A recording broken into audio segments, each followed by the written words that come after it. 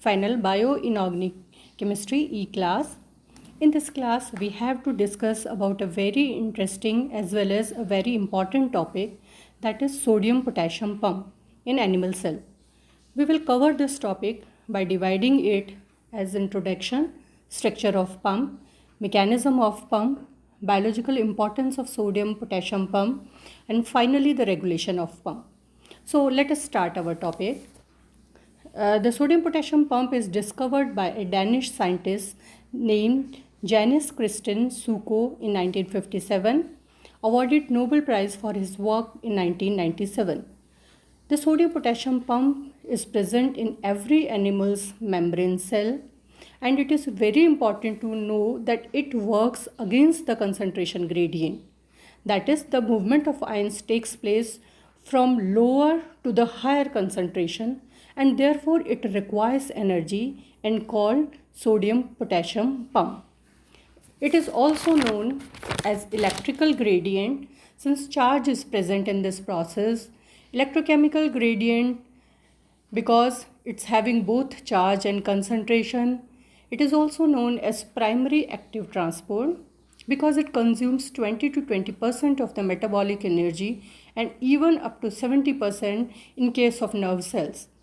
This sodium potassium pump is also known as electrogenic pump or P-type pump because phosphorylation and dephosphorylation takes place in this process. Now we come to our second part, and that is the structure of sodium potassium pump. It is active transport, that is against the concentration gradient, that is lower to higher concentration movement of ions takes place by consuming energy in the form of ATP. For this transport actually we need a protein, that is a membrane protein. This protein should have binding sites for sodium, for potassium, and also for the ATP molecules. The protein is known as transport protein or transport enzyme. It is also known as ATPase. It is also known as sodium potassium ase.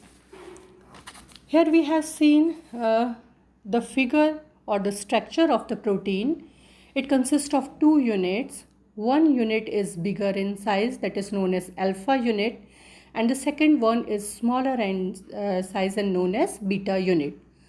The alpha unit is made up of NH4 positive and transmembrane peptide chain. Enzyme have conformation properties, that is it can change structure like closed structure and open structure. The beta unit has no direct role in the pump. So now we study about how this pump works, that is the mechanism of the pump. As we have studied earlier, that the protein which involved in this process can change its structure E1 and E2. So in this figure we can see its structure E1. We have seen the sites for sodium particles, for the sites of potassium particles, and we have ATP domain site. This is open structure, and in the last we have seen the closed structure where the ATP molecules binds with this protein. Now we come to the different steps for this mechanism. In the first step, the enzyme E1 binds with ATP. We can say is at ATP loaded. It gets energy from the ATP molecule, that is adenosine triphosphate. In the second step, we will see that the three sodium particles can bind on the binding sites. Then next one is the structure closed and it traps the sodium molecules within itself. So it is internally occluded or internally closed system.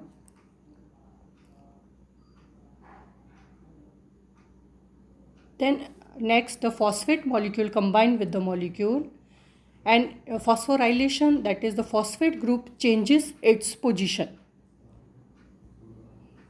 Then our next step, in this next step we can see the phosphate ion changes its position And in the sixth step, we can see that the enzyme changes its structure. That is, from E1 it converts into E2 structure, and into E2 structure we can see in the figure that the structure or the enzyme is open from the outside.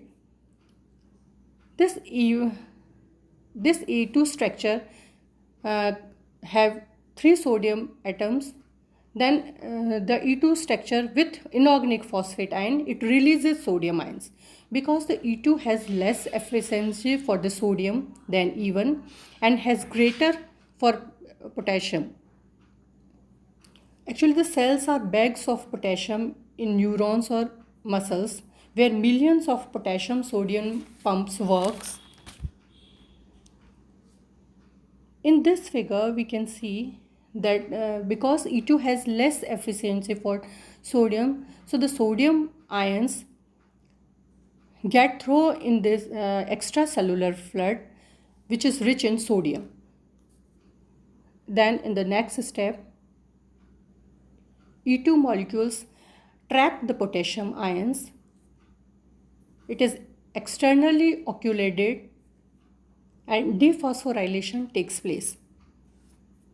After dephosphorylation, the E2 structure again convert into E1, and since the E1 has less efficiency for potassium, it releases potassium ions in the cytoplasm.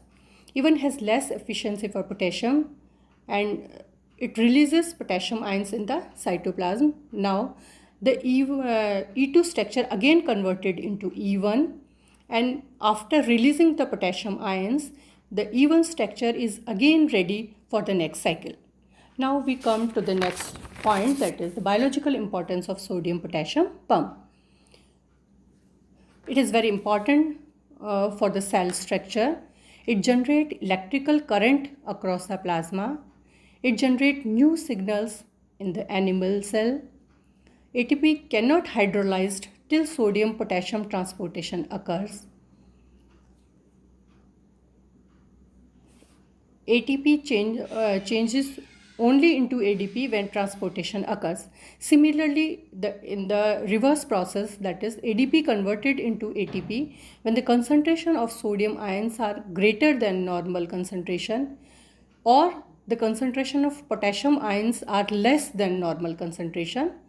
It means that change of ATP and ADP takes place only when sodium and potassium pumps works.